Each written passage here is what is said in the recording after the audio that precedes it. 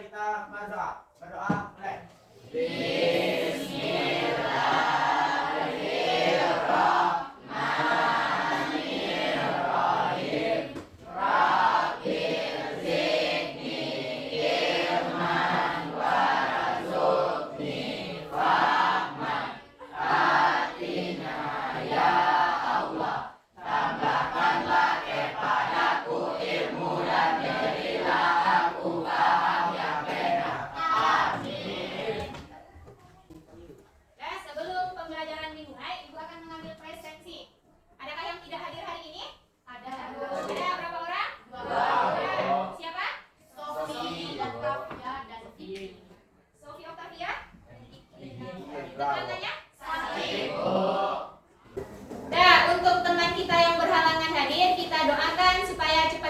Dan semoga bisa kembali bergabung belajar seperti biasa dengan kita di kelas.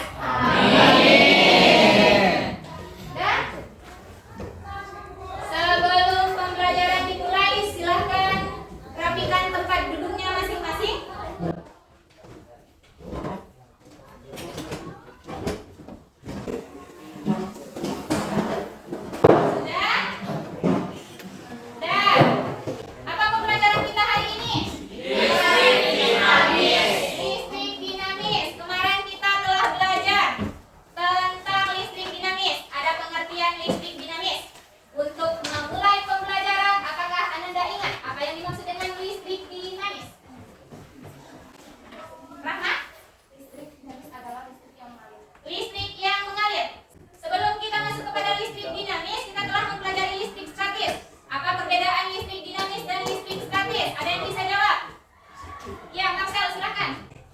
Listrik statis adalah listrik yang tidak mengalir, sedangkan listrik dinamis adalah listrik yang mengalir. Listrik statis adalah listrik yang tidak mengalir, sedangkan listrik dinamis adalah listrik yang mengalir. Benar jawabannya. Kemudian kita telah mempelajari arus listrik dan jenis-jenis penghantar listrik.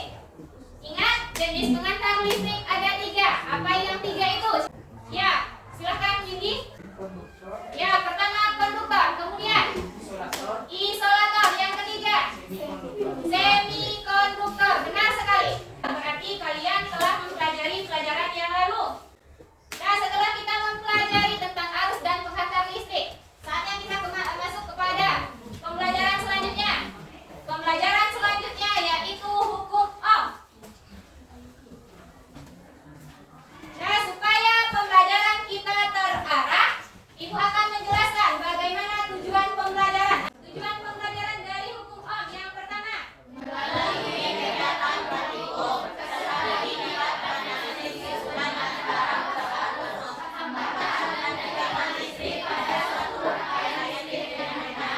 Nah, tujuan pembelajaran kita yang ketiga adalah peserta didik dapat menghitung berapa besar arus listrik yang mengalir dalam suatu kawat penghantar dalam rangkaian listrik, baik itu rangkaian seri, paralel, dan campuran dengan benar. Nah, hukum Ohm. Ada berapa semut yang nampak pada kalian di depan? Ada 3. Apa saja yang 3 itu? Ohm dan ampere. Nah, pada pembelajaran hukum Ohm ini kita akan membahas 3 dari kriteria yang ada di depan. Ada yang pertama Ohm, yang kedua volt, yang ketiga ampere. Ohm itu membahas tentang apa? Ampere membahas tentang apa? Dan volt membahas tentang apa? Bisa dipahami?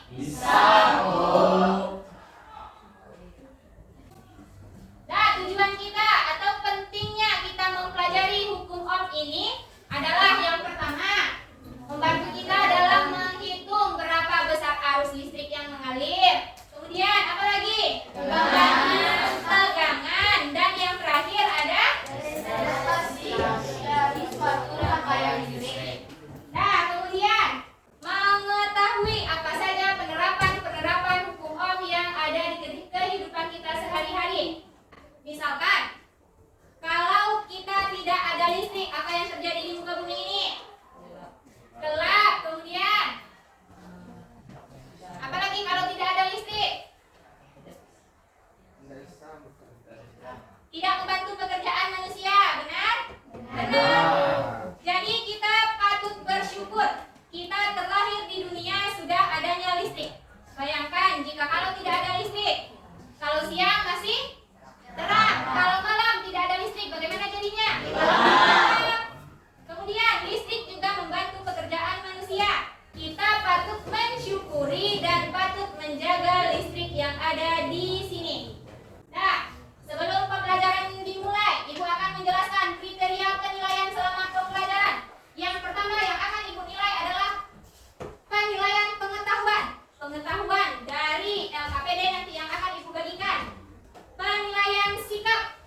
bagaimana sikap kalian selama proses pembelajaran berlangsung. Dan yang ketiga, penilaian keterampilan.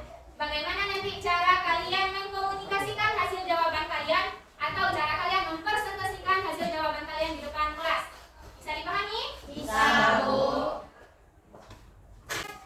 Pada pembelajaran ini, Ibu akan membentuk kalian dalam kelompok. Model pembelajaran yang akan Ibu pakai adalah problem based learning. Pembelajaran berbasis masalah. Nanti Ibu akan kasih satu kasus, kalian akan pecahkan bersama-sama dengan kelompok masing-masing. Nah, ini coba perhatikan yang ada di depan. Ibu mempunyai dua rangkaian listrik. Yang pertama dengan satu baterai dan yang kedua dengan dua baterai. Apa perbedaan yang dapat kalian lihat? Yang memakai dua baterai lebih terang, sedangkan yang satu baterai kurang terang. Nah, dari gambar ini coba kalian analisis apa pokok permasalahan. Kenapa gambar ini bisa berbeda? Silakan kalian bisa catat dalam kertas satu lembar atau kertas buram. Silakan per masing-masing. Kenapa ya gambar ini bisa berbeda? Sudah? Sudah. Nah, kalau sudah, Ibu akan membentuk kalian ke dalam beberapa kelompok kecil. Kita belajar tadi secara diskusi dengan kelompok. Ibu akan membentuk kelompok. Kelompok 1, Airel, Fadil, Diki, Diva, Antik, Ira, dan Nafiza. Kelompok 5 dan kelompok 6. Nah, Ibu akan membagikan LKPD ke masing-masing kelompok.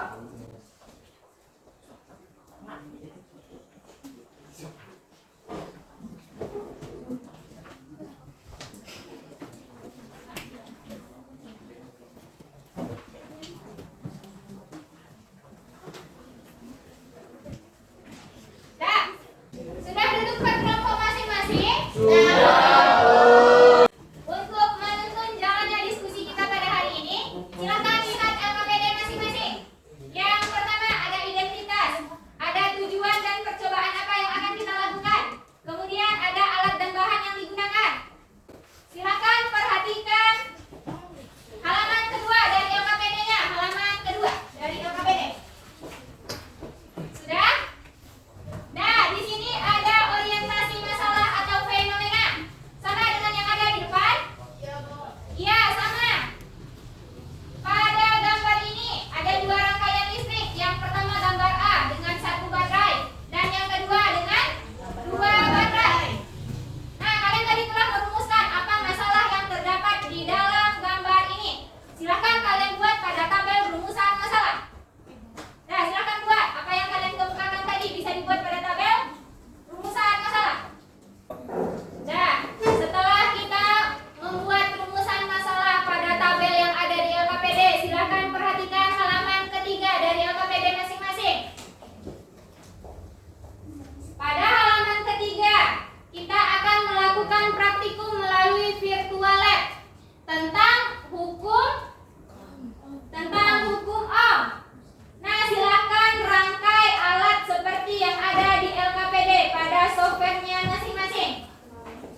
Setelah kalian melakukan percobaan, coba lihat berapa besarnya arus yang dihasilkan.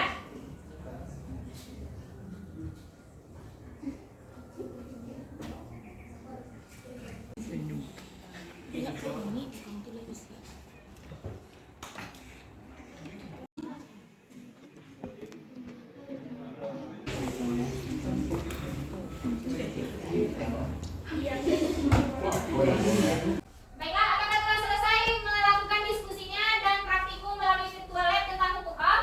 Sudah. Setelah kalian selesai melakukan diskusi, saatnya kita mempresentasikan hasil diskusi ke depan. Siapa yang mau mempresentasikan hasil diskusinya ke depan? Kelompok 4, silakan.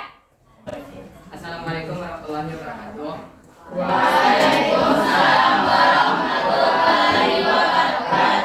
Kami dari kelompok 4 ingin menyampaikan hasil diskusi kami yang akan disampaikan oleh Fuza. Pada Fuza dibutuhkan. Baiklah, saya akan membacakan hasil diskusi. Soal yang pertama, berdasarkan data tabel 1, bagaimana hubungan tegangan 4 terhadap arus listrik?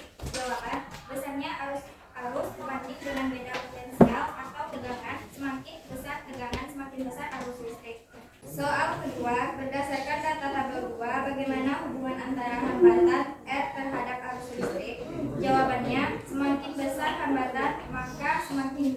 arus listrik. Hambatan berbanding terbalik dengan arus. Dan yang ketiga, silakan lanjut kelompok rumah.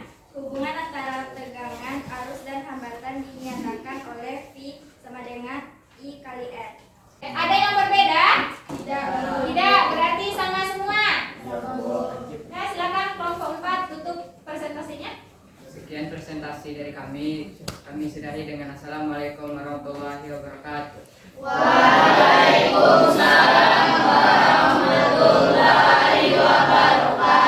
Kita beri aplaus untuk kelompok 4.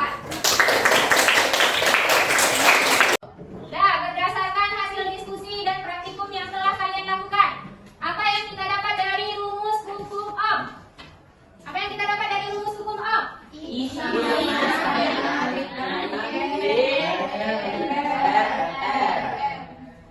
Rumus dari hukum Ohm adalah I sama dengan E plus R, di mana I adalah arus listrik, kemudian P adalah tegangan, dan R adalah hambatan. Nah, setelah kita melakukan percobaan dan diskusi, kesimpulan apa yang dapat kita ambil dari pembelajaran hari ini? Kesimpulan yang dapat kita ambil dari pembelajaran kali ini adalah hukum Ohm di mana arus listrik akan mengalir dalam pengantar jika memenuhi dua syarat, yaitu adanya tegangan dan rangkaiannya tertutup. Semakin besar hambatan, maka arus listrik yang dihasilkan semakin kecil. Semakin besar tegangan, maka arus listrik yang dihasilkan semakin besar.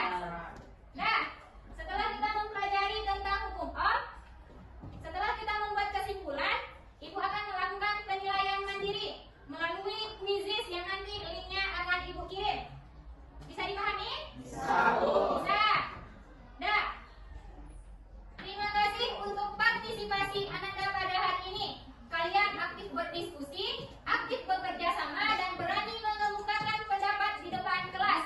Tetap pertahankan dan jangan malas belajar. Bisa dipahami? Bisa.